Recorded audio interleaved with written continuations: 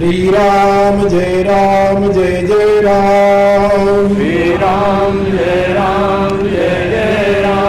श्री राम जय जय राम। श्री राम जय जय राम। श्री राम जय जय राम। श्री राम जय जय राम।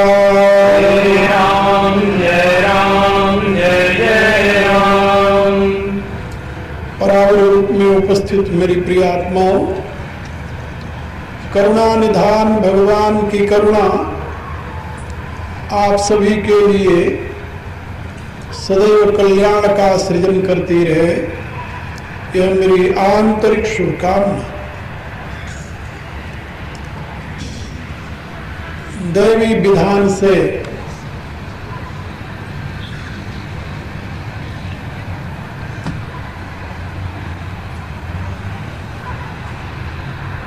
दो दिन पूर्व जो यहाँ प्राकृतिक प्रकोप के परिणाम स्वरूप स्थिति सी, उससे आप लोग अवगत हैं। आज फिर इस स्थान पर हम आप सब एकत्रित हुए।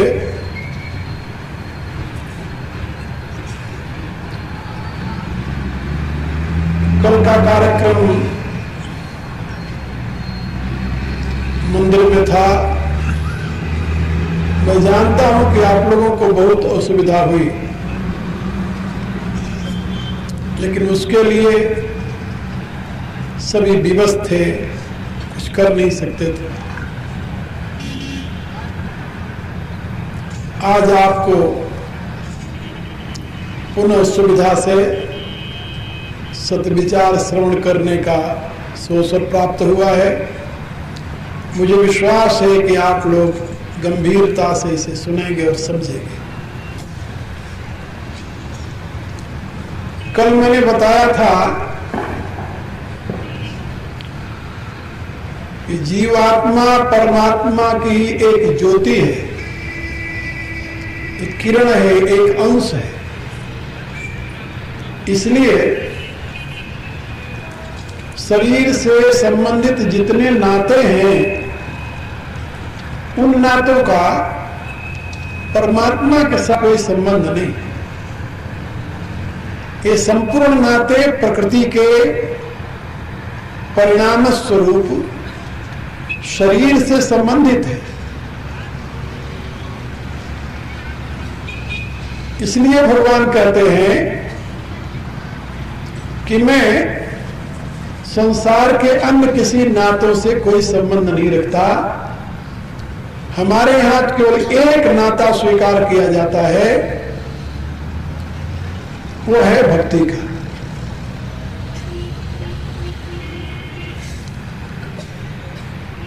आप लोग जानते हैं कि हमारे सामाजिक सुव्यवस्था में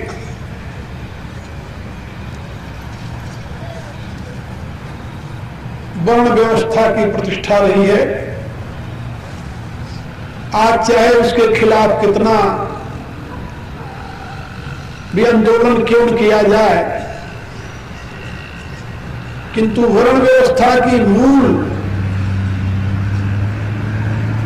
भूमिका में मनुष्य के विकास का ही बीज निहित रहा है। कोई दुराग्रह व पक्षपात नहीं। लेकिन आप लोग ये भी जानते हैं कि कितनी भी अच्छी से अच्छी सामाजिक व्यवस्था प्रतिष्ठित की जाए, किंतु कालांतर में उसमें किसी न किसी प्रकार का दोष आ ही जाता है। और ये कोई असंभाव्य बात नहीं है, क्योंकि भारतीय दार्शनिक ये समझता है कि हमारी समाज संरचना के मूल में जिन सिद्धांतों को आधार स्वीकार किया गया है, उसके अनुसार सृष्टि का मूल स्रोत जो प्रकृति है वह त्रिगुणात्मिका है। उसमें सतोगुण, रजोगुण, तमोगुण तीनों प्रकार के गुण कार्य करते हैं। और कभी भी समाज का बहुसंख्यीय समुदाय सतोगुण से अभिभूत नहीं होता, प्रायः वह रजोगुण व तमोगुण से ही अभिभूत हुआ करता है। इसलिए सामाजिक सुव्यवस्था में जो वर्ण व्यवस्था की प्रतिष्ठा हुई उसमें गुण और कर्म ही हेतु बनाए गए। कर्म का मूल आधार गुण होता है।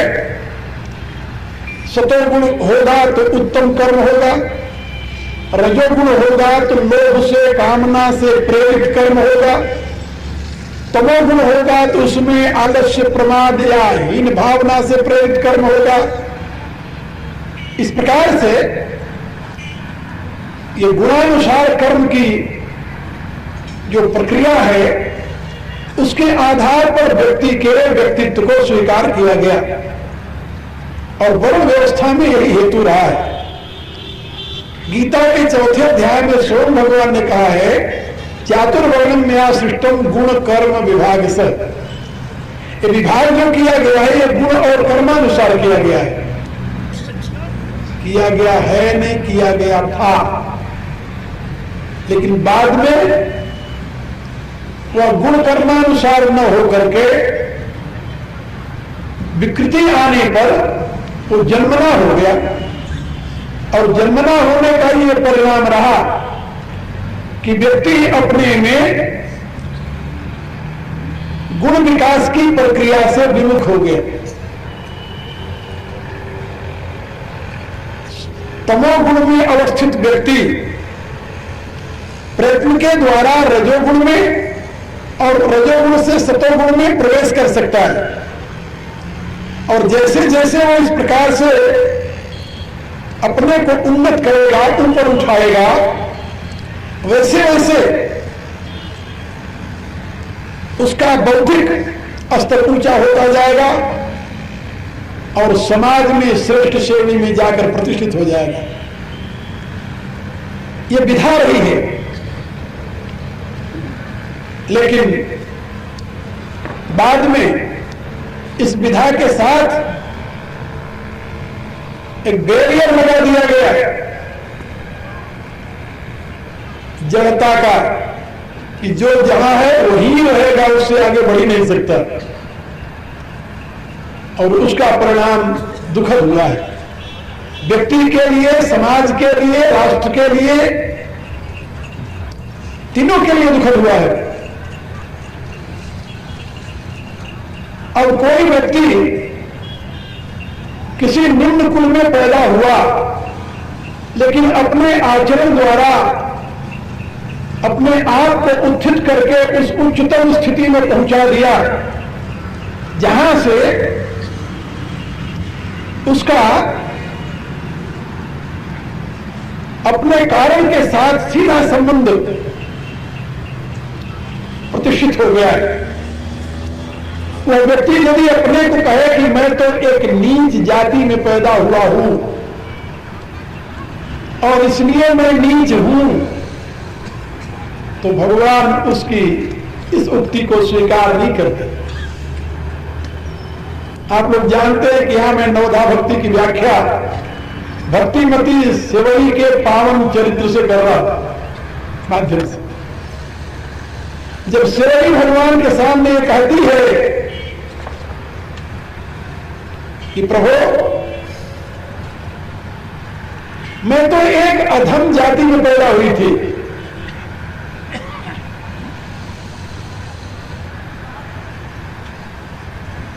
वो कहती मैं आपकी कैसे स्तुति करूं, कहीं विधि हो स्तुति करूं तुम्हारी, अधम जाति में जड़मति नारी। एक तो मैं अधम जाति में पैदा हुई और दूसरे में अनपढ़ अज्ञानी नारी। किस प्रकार से मैं आपकी स्तुति कर सकती हूं। तो भगवान ने तुरंत उससे कहा कि तू जड़मती नहीं है, तू अधम जाति की नहीं है, तुम क्या हो? भगवान का संबोधन सुनिए। कहा रघुपति सुनो भामिनी बाता। भामिनी हो तुम। भामिनी माने विश्व को, समाज को, मानव जाति को प्रकाश प्रदान करने वाली हो तुम। भा धातु प्रकाशने अर्थ में प्रयुक्त होती है।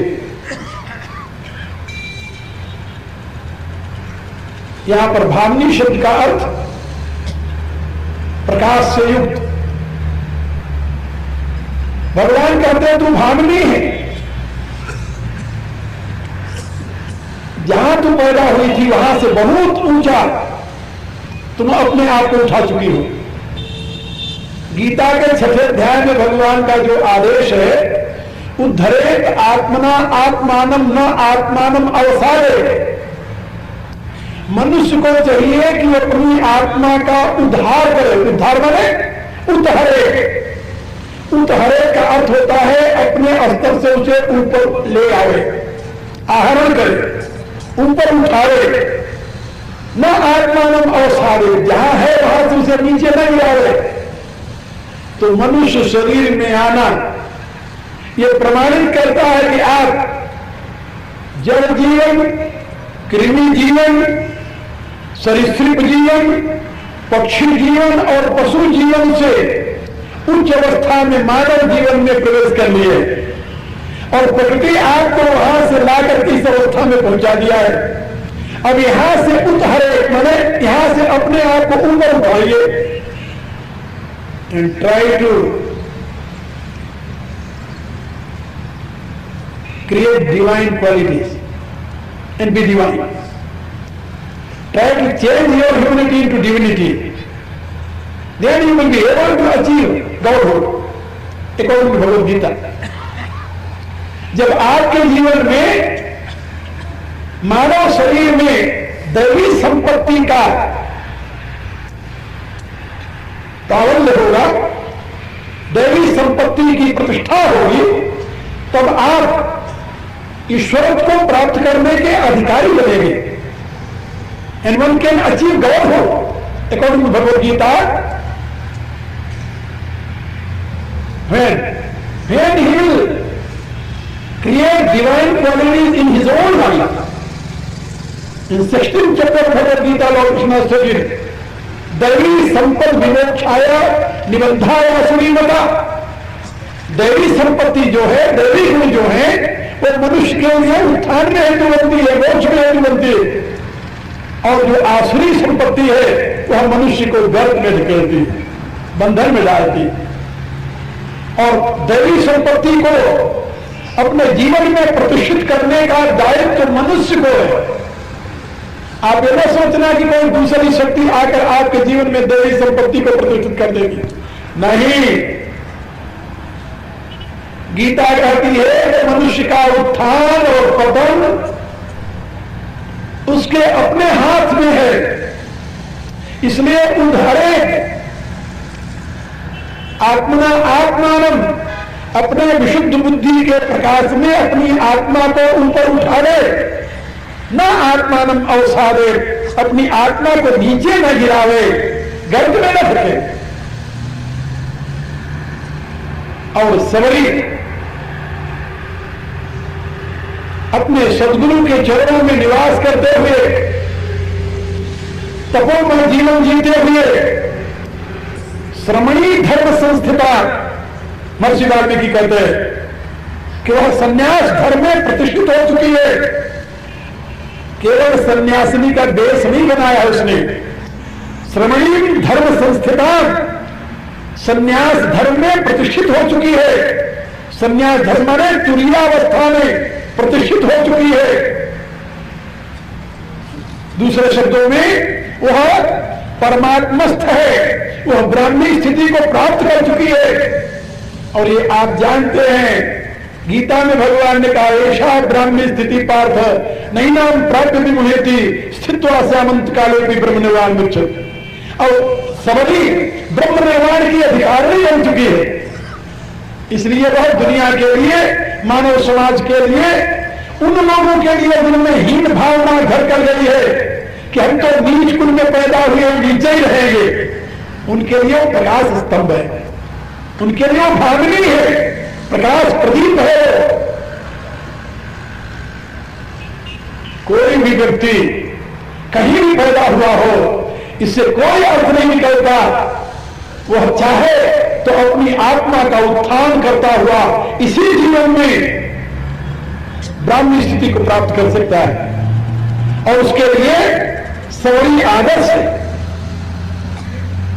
सबरी चतुर्थ वर्ण की नहीं थी, पंचम वर्ण की थी। पंचम वर्ण हमारे यहां वेद में पंचजना की अवधारणा देखने को मिलती है, वहां पर पंचम वर्ण जिसको कहते हैं निषाद, और उनके लिए विशेष रूप से तुलसीदास जी स्वयं निषाद राज के रूप से कहलाते हैं।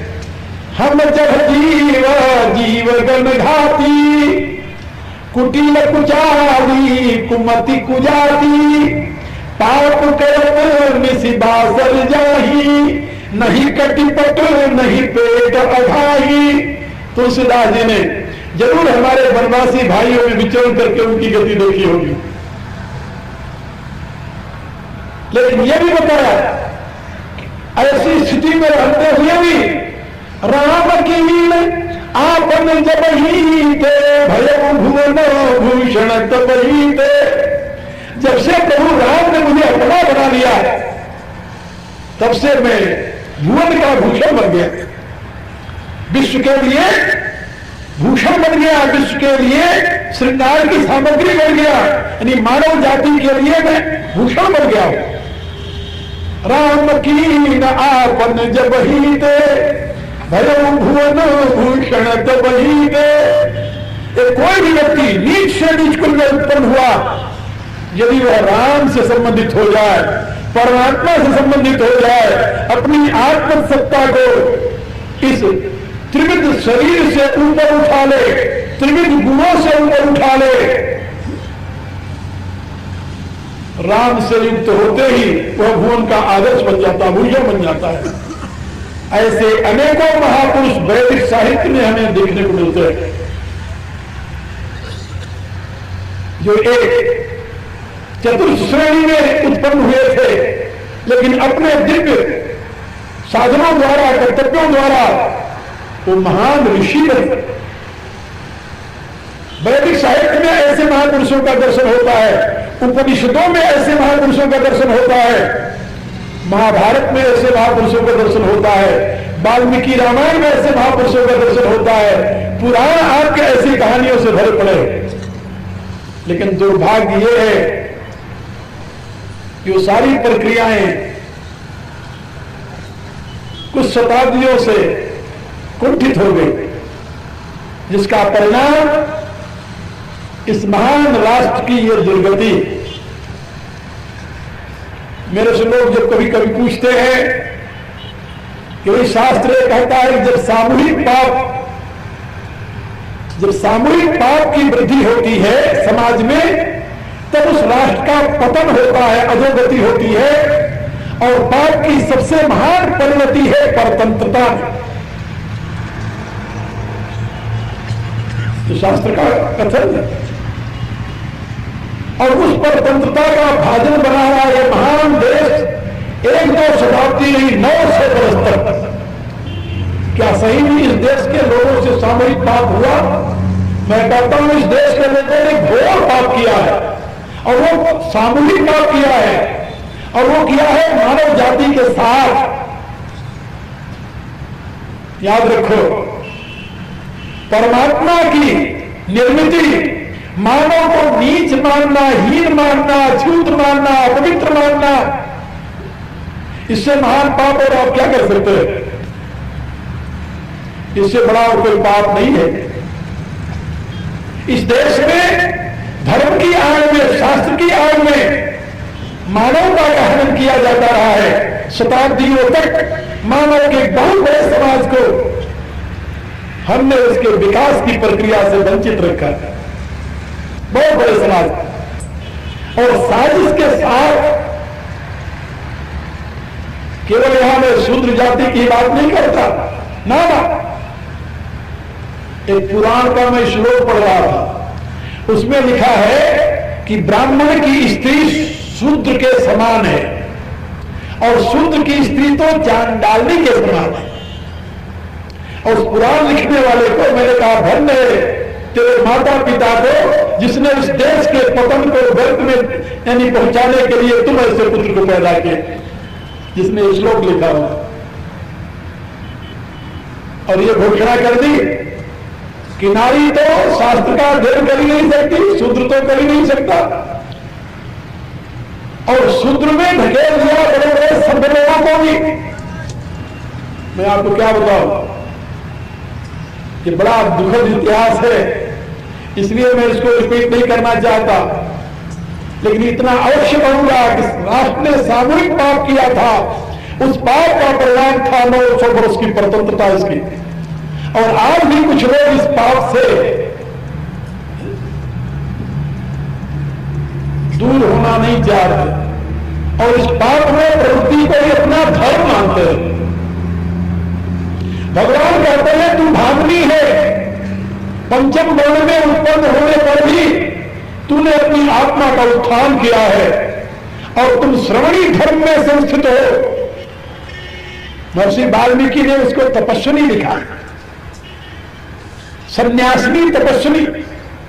भगवान व्यासदेव ने उसको क्या लिखा, श्रवणी सबरी नामा काकुस्थ चिरजीवनी। मेरे कहने का अभिप्राय कि भगवान उस सबरी को संदेश देते हुए कहते हैं, कह रघुपति सुनो भामिनी बाता, मानव को भगति करनाता। यदि मानव जीवन में विकास की प्रक्रिया की प्रतिष्ठा न होती तो त्रेता युग में एक भील जाति की कन्या स्वयं को श्रवणी के पद पर कैसे प्रतिष्ठित कर देती। और व्यासदेव ने उसे जानते हो क्या लिखा, जगत बदलने का।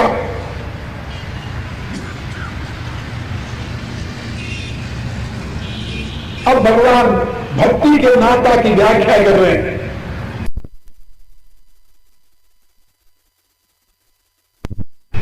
और जिस क्रम से सबरी का विकास हुआ है उसी क्रम को यहां बता रहे हैं। प्रथम भगति संतन कर संज्ञा। सबरी में ये सद्गुण कहां से आए, कहां से आए? उसके माता पिता के रजवीर से आए? बिल्कुल नहीं, ना वो किसी सुची नाम श्रीमदाम गेहेरी पैदा हुई थी।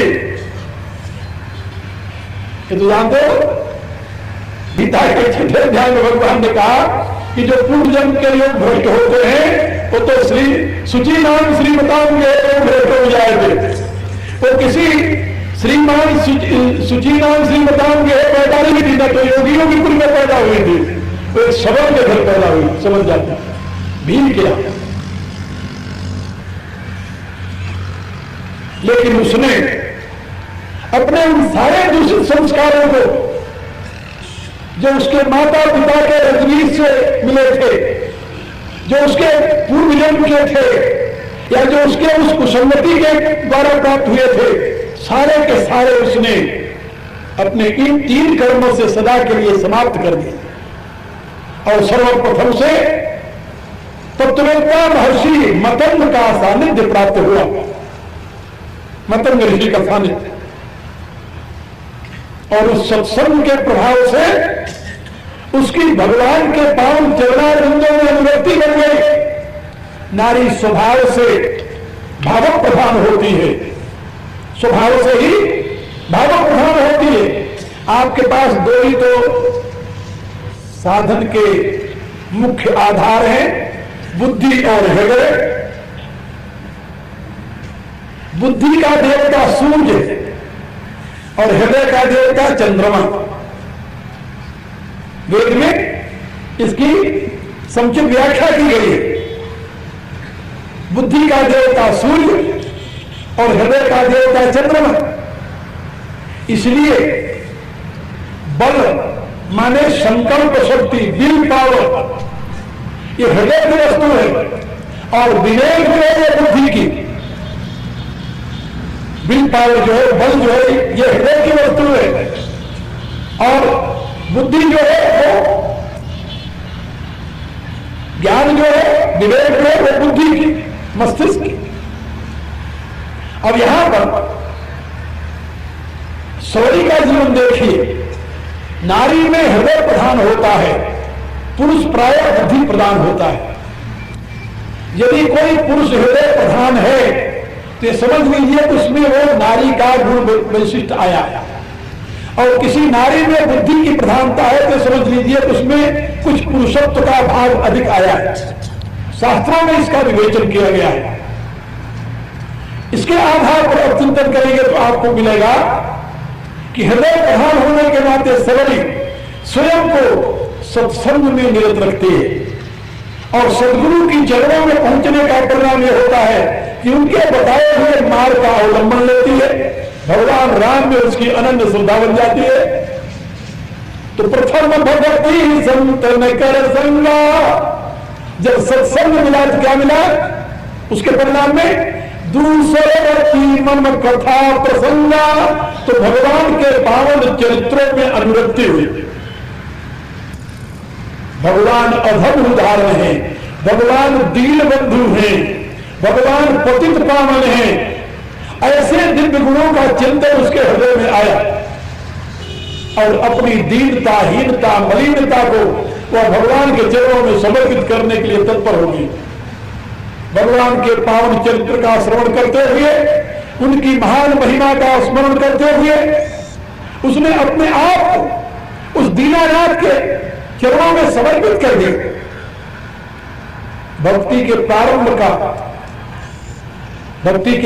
का वर्णन करते हुए गोस्वामी तुलसीदास जी ने लिखा है, जब द्रवे दीन दयाल राघो साधु संगति पाइए, यही दर्श परस समागमादिक पाप राशि नसाइए। जब दीन दयाल राघव द्रवित होते हैं तो मनुष्य को अच्छे महापुरुष का सत्संग प्राप्त होता है और उनके दर्शन से, उनके स्पर्श से, उनके सत्संग समागम से संपूर्ण पाप राशि नष्ट हो जाती है। तुलसीदास ने लिखा रामायण में, सर्वदा तपो निशि शशि अपहरई, संत दरस जिमि पातक डरई। शरद काल के आतप को रात्रि में चंद्रमा हर लेता है अपनी शीतल किरणों द्वारा। कैसे हर लेता है? कहा जैसे संत के दर्शन से सारे पाप दूर हो जाते हैं। साधु नाम दर्शनम पुण्यम तीर्थ भूता ही साधे। और तीर्थ में स्नान करने से काले फल तीर्थम, तीर्थ का सेवन तो कालांतर में फल देता है, लेकिन सद्यो साधु समागम, साधु का संग तो तुरंत फल दे देता है। और सरयू देवी ने सर्वप्रथम एक महापुरुष का संग प्राप्त किया और महापुरुष के संग में बैठकर ऋषियों के आश्रम में सत्संग के सिवा और क्या होगा? चर्चा ही वहां भगवान की होगी। तुलसीदास जी ने कहा कि जो विषय जीव हैं वह संत समाज में नहीं जाते। क्यों नहीं जाते? का सम्मुख देख सेवार समाना, ध्यान विषय कथा रसमाना। का यहां पर विषय की कथा का रस में प्राप्त नहीं होता, यहां तो दिव्य प्रभु की कथा का रस मिलने वाला है। तो जो प्रभु की कथा में रस लेने वाले हैं उनके लिए तो सत्संग है, उनकी स्थिति हंस के समान। जैसे हंस मोती चुमता है, ऐसे सतमुक्ति के लोग प्रभु के पावन गुणों की मोती का ग्रहण करते हैं, मोती को चुमते। लेकिन आकृति में जैसे हंस होता है वैसे बकुला भी होता है। तुलसीदास जी ने लिखा,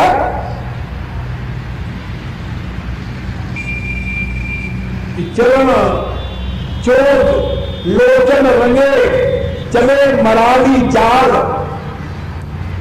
बकुलों ने एक बार निश्चय किया कि लोग हमारे ऐसे सफेद रंग का हंस है उसको दूध पिलाते हैं और हमें देख करके दूध से उड़ा देते हैं। हंस दिखाई दे तो सगुन माना जाता है और बकुला दिखाई दे तो अपसगुन माना जाता है। आपके दरवाजे पर यदि हंस आकर बैठ जाए तो आप उसकी पूजा करते हैं, और यदि कहीं दुर्भाग्य से बकुला कर बैठ जाए तो तुरंत उड़ाते हैं क्योंकि वो अपशगुन माना जाता है। तो बकुले ने आपस में बकुलों ने सलाह की कि आखिर हमारे और हंस में अंतर क्या, वो भी सफेद है, भी सफेद उज्जवल है, शकल तो दोनों की एक है। एक बकुले ने कहा कि नहीं थोड़ा सा अंतर है। कहा क्या अंतर है? कहा हंस के चरण लाल लाल होते हैं और उसके चोंच भी लाल होती है और उसके नेत्र की बगल में भी लाल लाल होता है। बकुलों ने कहा यह बहुत बड़ी बात है, अपन भी रंग लेते हैं। तो चरण चोट लोचन रंगे, और कहा जैसे हंस चलता है वैसे चलना सीख लेते हैं और चले मराली चाल। अब उसी प्रकार से बन करके वो किसी धर्मात्मा के दरवाजे पर पहुंच गए जहां वो हंसों को रोज दूध पिलाया करता था। धर्मात्मा व्यक्ति ने देखा कि आज इतने हंस कहां से आ गए। उसने कहा कोई नहीं, अभी पता चल जाएगा इसमें कौन से हंस हैं और कौन हंस के वेश में है।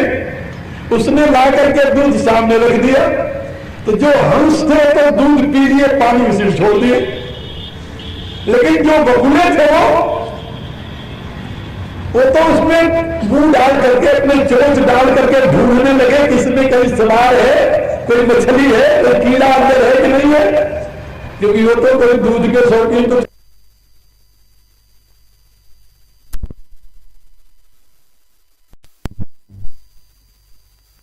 लेकिन नील क्षीर वितरण समय बकुल रहते का जब दूध और पानी को अलग करने का प्रश्न आया तो वहां बकुले की पोल खुल गई।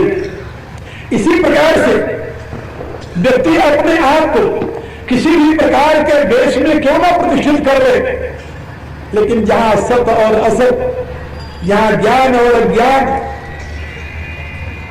जहां पर ग्राह्य और अग्राह्य का प्रश्न आता है वहां उसकी यथार्थ स्थिति सामने आ जाती है। मैं आप लोगों को यह बता रहा था कि सत्संग में वही लोग रुचि रखते हैं जिनके ऊपर भगवान की कृपा हो जाए।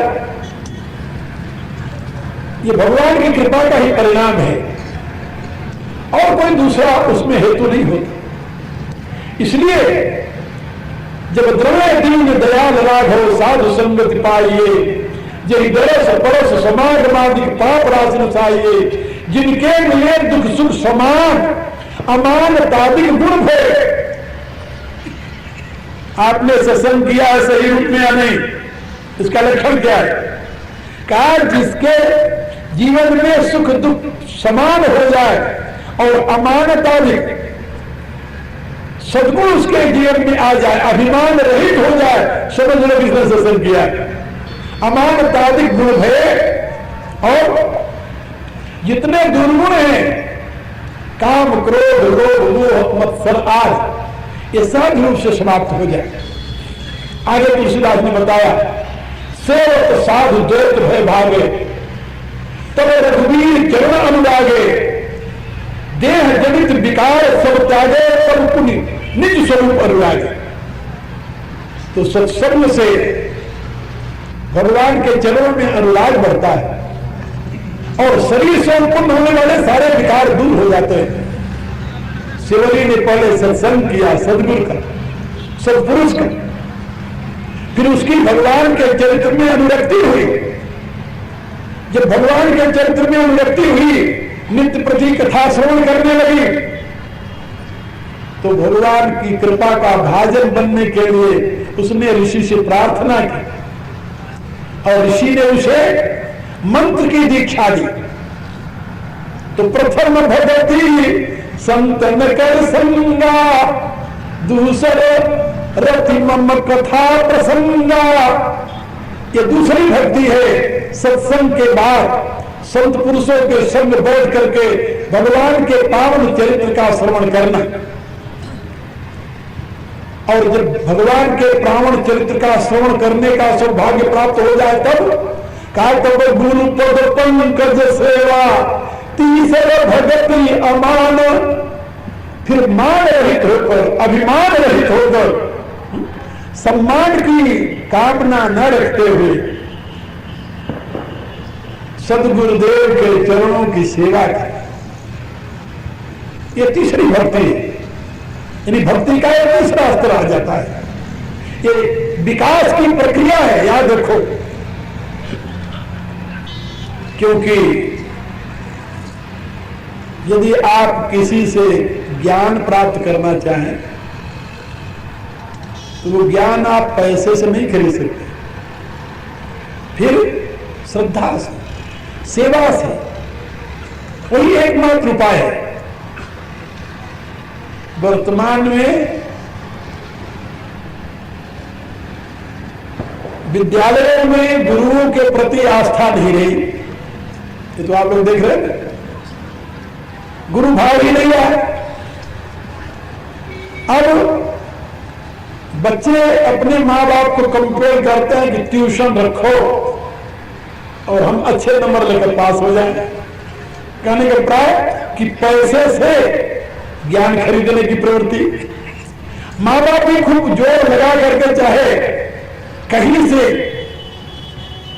अपने बच्चे को सुयोग्य बनाने के लिए ट्यूशन लगा देते हैं। अब ट्यूशन पढ़ करके जिस बच्चे ने नंबर लिया है, पास हुआ है, क्या उसकी कभी भी अध्यापक में आस्था हो सकती, गुरु भाव हो सकता है? नहीं हो सकता। क्योंकि वो ट्यूशन माने घंटे का गिन करके पैसे देता है और जानता है कि ये मुझे पैसे के बदले में पढ़ा रहे हैं, मेरे ऊपर दया नहीं कर रहे, कृपा नहीं कर रहे, आशार नहीं कर रहे। परिणाम क्या होता है कि उसके हृदय में ज्ञान ग्रहण की भावना नहीं है, फिर नंबर लेने की भावना है, डिग्री लेने की भावना है और उसके प्रकाश में उच्च पद पर पहुंचने की भावना है, ज्ञान ग्रहण की भावना नहीं है। यही कारण है कि आज समाज में आप देखिए जितना अनर्थ शिक्षित लोग कर रहे हैं उतना अनर्थ वो नहीं कर रहे हैं जो अशिक्षित रहे। हमारी सभ्यता, संस्कृति, धर्म और जीवन पद्धति की खिल्ली उड़ाने वाले कौन लोग हैं?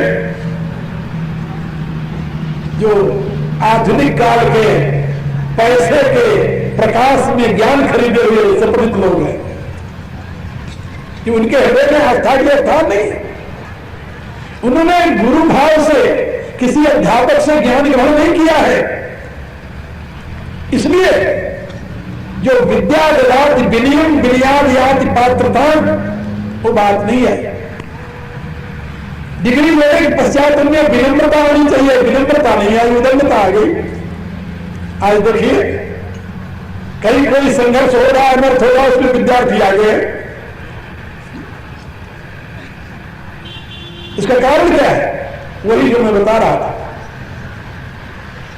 कि वहां श्रद्धा हेतु नहीं है ज्ञान में, तत्परता सेवा हेतु नहीं है ज्ञान में और उसका परिणाम दुखद हो रहा है। यहां पर भगवान राम सवरी से कह रहे हैं कि गुरु पद पंकज सेवा किस प्रकार से सेवा करें? तीसरी भक्ति अमान अमान होकर के सेवा करें, यह तीसरी भक्ति है।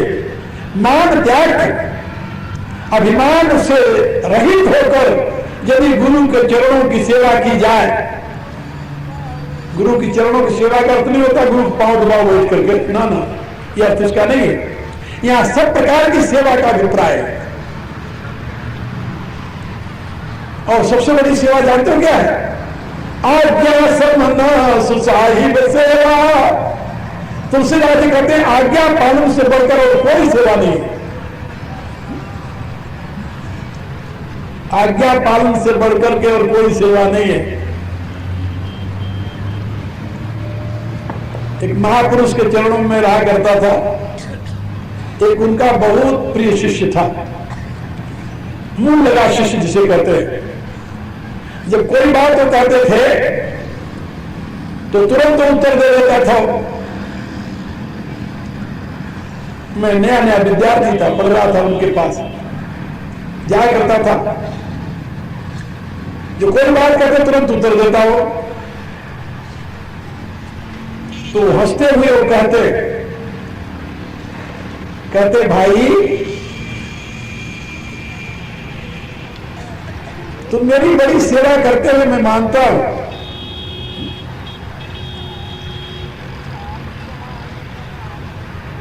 हाथ से मेरा पांव दबाते हो, लेकिन मेरी जीभ पर अपना पांव रखते हो। क्या समझे? हाथ से तो मेरे पांव दबाते हो आगे, और मेरी जीभ पर अपना पांव रखते हो, और तुम सोचते हो कि इसके नाते तुम इस प्रकार से तुम मेरे कृपा के भाजन बन जाओगे। ये तेरी भ्रांति। मेरे कहने का अर्थ है कि आज्ञा पालन से बड़ा और कोई सेवा नहीं।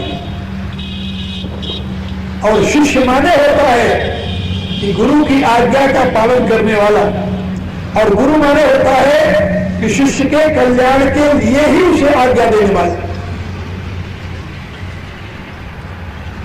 तो यहां पर अमान होकर के, मान से मुक्त होकर के, अभिमान से ऊपर उठ करके गुरु के आज्ञा का जो पालन करता है वही उनका सेवक कहा जाता है। और सेवा करने वाला ही गुरु की कृपा का भाजन बनता है।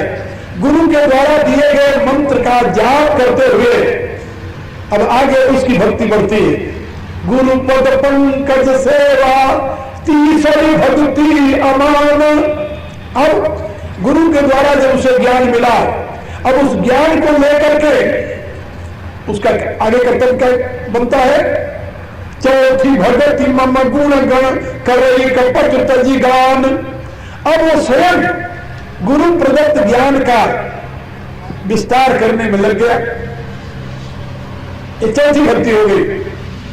पहले तो गुरु मुख से सुना, पहले कथा में रति हुई, कथा सुनने में रति हुई, अब प्रभु के गुणों के गान में रति हुई, यानी कथा कहने में रति हो गई उसकी। और आप लोग जानते हैं कि भगवान के पावन चरित्र को कहना और सुनना ये दोनों कितना महत्वपूर्ण है। तुलसीदास ने लिखा, कहत सुनत समुझत सुठिनी के, राम लखन समा प्रिय तुलसी के। कहने में, सुनने में, समझने में ये अत्यंत हितकर है। और तुलसी के लिए तो इतने प्रिय हैं जितने राम और लक्ष्मण प्रिय। कहीं सुनई हर सही पुल काही, ते सुकृति मन मुदित नहाही। जो कहते हैं, सुनते हैं और हर्षित होते हैं, पुलकित होते हैं, वही पुण्यात्मा है और वही इस मान सरोवर में अवगाहन करते हैं। वेद में भी यही बात बताई गई। स्वाध्याय प्रवचनाभ्याम न प्रवचितव्य। गुरु अपने शिष्य को आदेश देता है अपने स्नातकोत्तर शिक्षा में कि स्वाध्याय प्रवचनाभ्याम न प्रवचितव्यम। अपने स्वाध्याय और प्रवचन में कभी प्रमाद नहीं करना। यानी जो तुम पढ़े हो उसको तुम अब वर्णन भी करो। इससे क्या होगा? जैसे दीप से दीप जलता है, ऐसे ज्ञान से ज्ञान की वृद्धि होती है। आप सुनकर के अपने अंदर ही रख लिए, फिर फायदा क्या हुआ? और सुनकर के यदि 10 को सुनाया तो आपने उसका विस्तार किया है।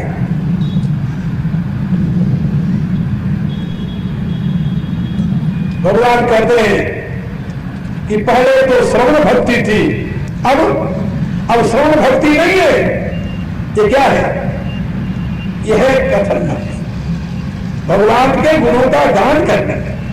इसको कीर्तन भी कहते हैं। आजकल तो कीर्तन माने ढोल बजाना, झांझ बजाना, नाचना, कूदना, ये कीर्तन का अर्थ हो गया। लेकिन संस्कृत में कीर्तन शब्द का यह अर्थ नहीं है। कीर्तन शब्द का अर्थ होता है सद्गुणों का गान, सद्गुणों का वर्णन। प्रभु के दिव्य गुणों के वर्णन को ही कीर्तन कहते हैं। और यही बात यहां पर भगवान समझा रहे हैं। फिर याद रख लो, प्रथम भगति संतन कर संगा, दूसरवती मम कथा प्रसंगा, गुरुपद पंकज सेवा, तीसर भगति अमान, चौथी भगति मम गुण ग्रहण करई कपट तजिगान। भगवान के गुण समूहों का गान करने में कपट क्या है? या भगवान ने कपट तजिगान क्या बताया, क्यों कहा? जानते हो, आजकल आपको बहुत कथा कहने वाले मिलेंगे,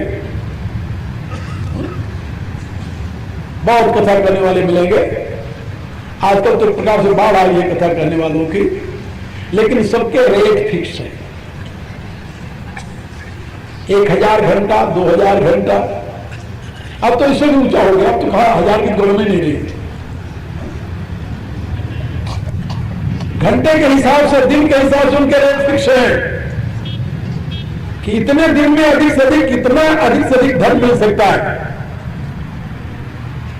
और जनता के सामने त्याग और वैराग की कथा कहना और उसके पीछे ये भावना होना कि कितना अधिक से अधिक धन हमें हमारे हिस्से आता है, इससे बड़ा और कपट क्या हो सकता है? लोग मन ही नचार कपिजो, तुलसीदास जी मैंने पत्रिका में लिखते हैं, लोग मन ही नचार कपिजो गले आशा बोल। लोग मन को ऐसे नचाता है जैसे नट बंदर को नचा रहा है।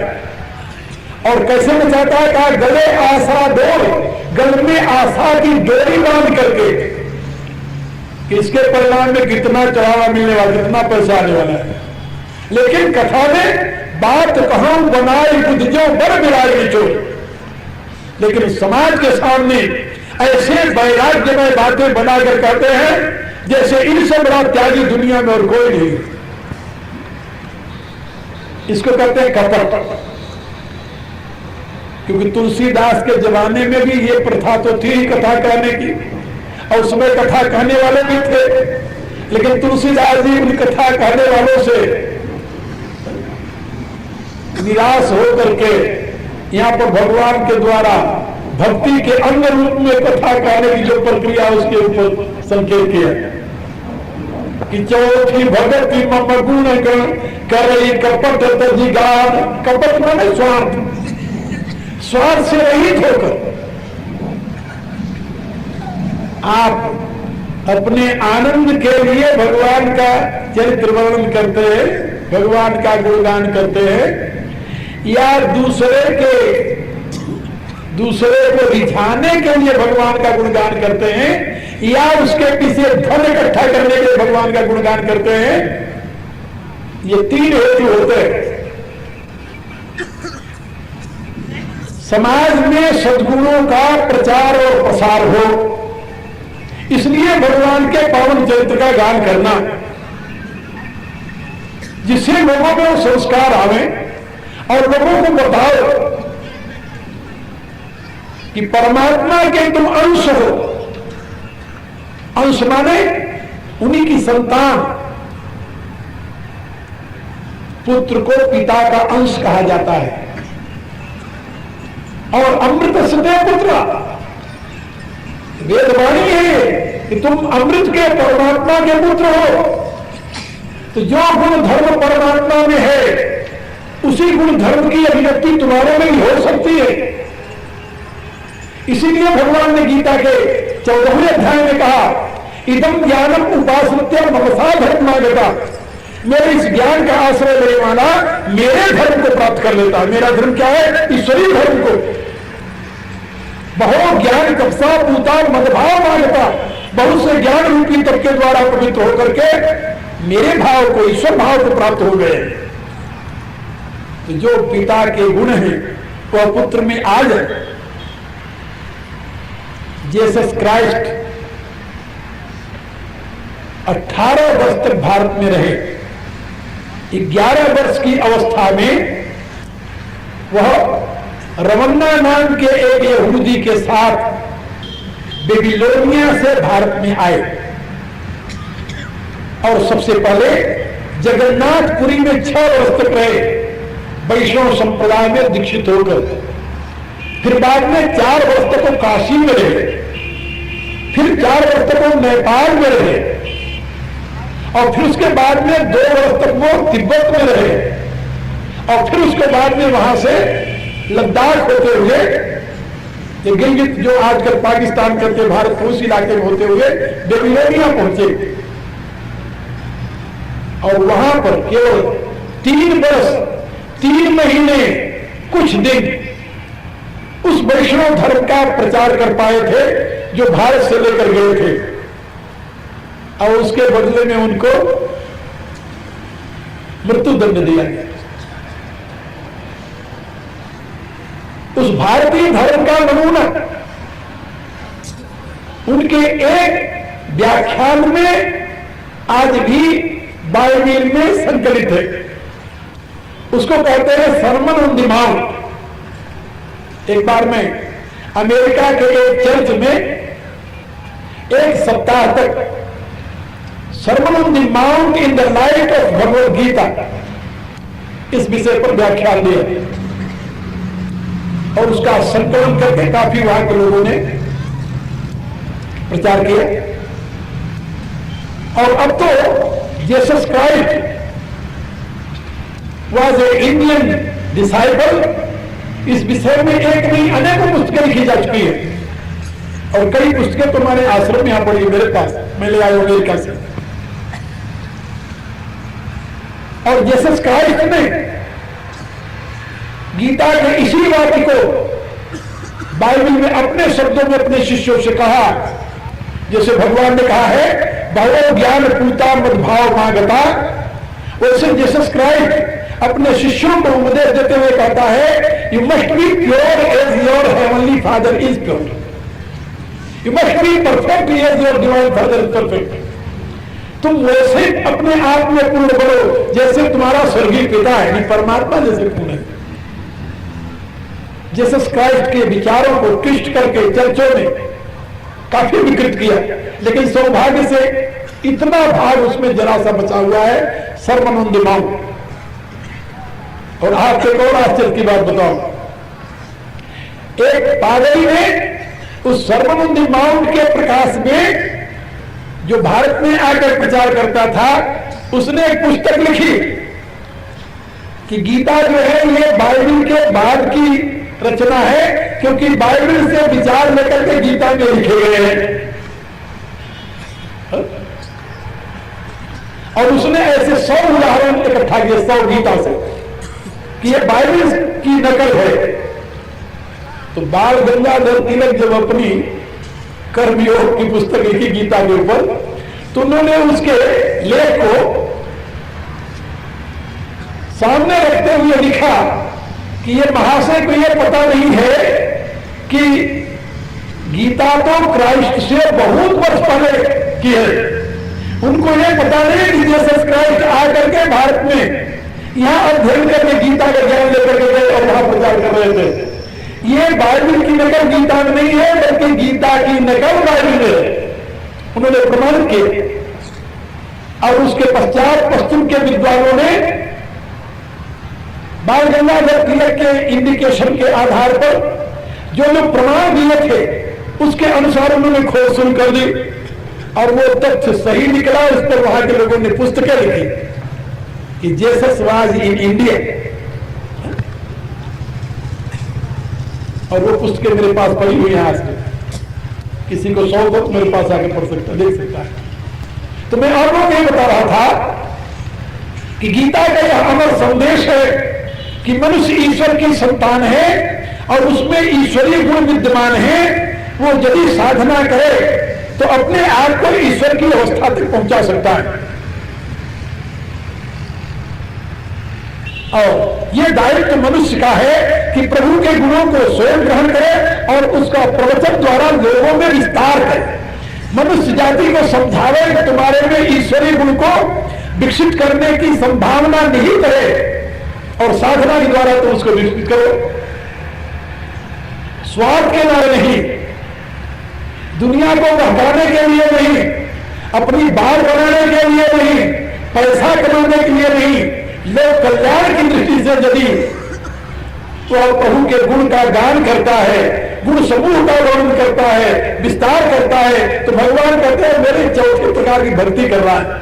चौथी भगत मम गुण गण करई कपट तज गान। इसलिए भगवान ने गान के साथ कपट तज लगाया, अन्य के साथ कपट शब्द का प्रयोग नहीं किया, लेकिन गुणगान के साथ कपट शब्द का प्रयोग किया। करई कपट तज गान। अब इसका मनन करते हुए आप लोग मेरे साथ प्रार्थना करेंगे। आगे की कथा कल सुनाऊंगा आप लोगों को।